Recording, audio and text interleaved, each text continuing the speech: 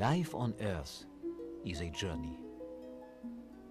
For me, the coming of the reign of Jesus Christ was at the heart of mine.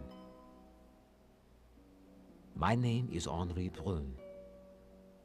As an Assumptionist religious and priest, my journey on earth was completed January the 15th, 1895, in the 50th year of my ordination to the priesthood.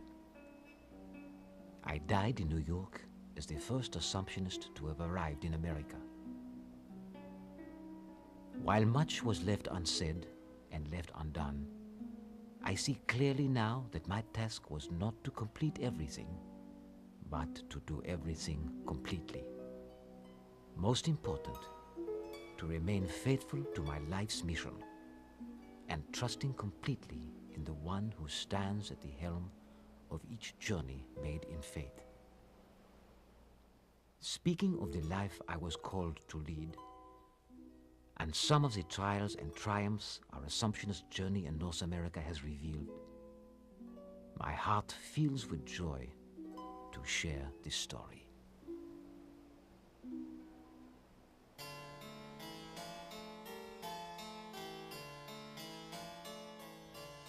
God's plan for the Assumptionists began in the person of Emmanuel Dalzon, a man of deep conviction, profound courage, and boundless energy.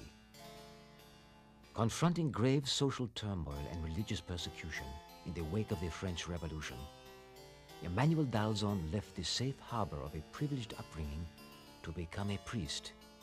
In his words, a soldier for Christ. As the revolution declared the rights of man, Father Dalzon fought for the rights of God. His vision was broad, to extend the kingdom of God through foreign missions, parish work, and education.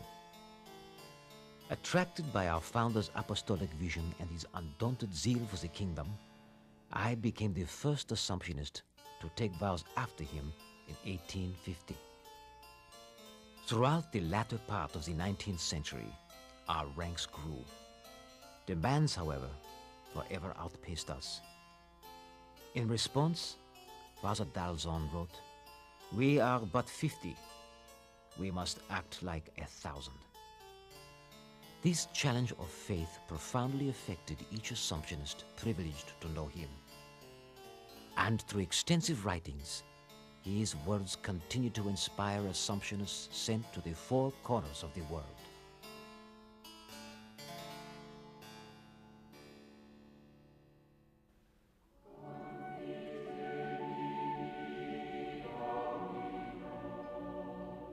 I was sent to America in 1891. It was my last assignment, but the first for many Assumptionists who would follow.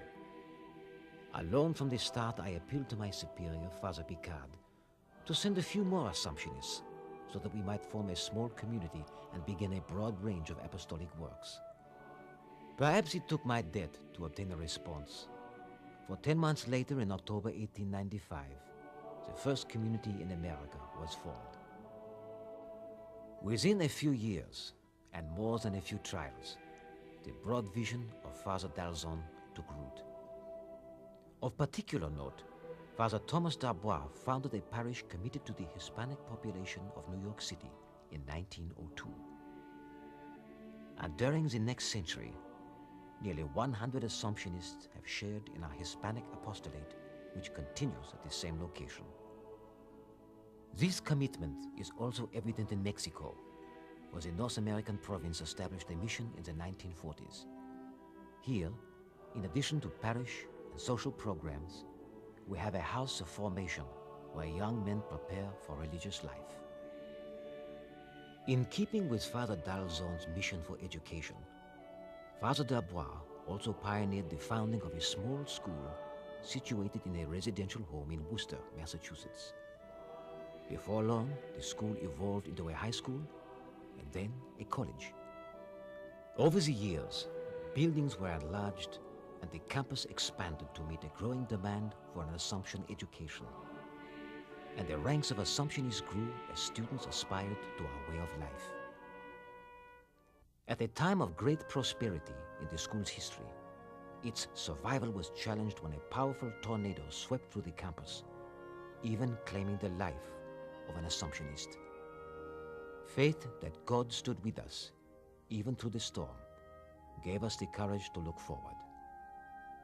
Through the generosity of countless benefactors, the ruins were repaired, and the college, rebuilt at another location, continues to prosper. In addition to teaching, Assumptionists in North America work to bring the kingdom into the world through preaching, counseling, and consoling, in parishes and publishing houses, in hospitals, or on the street.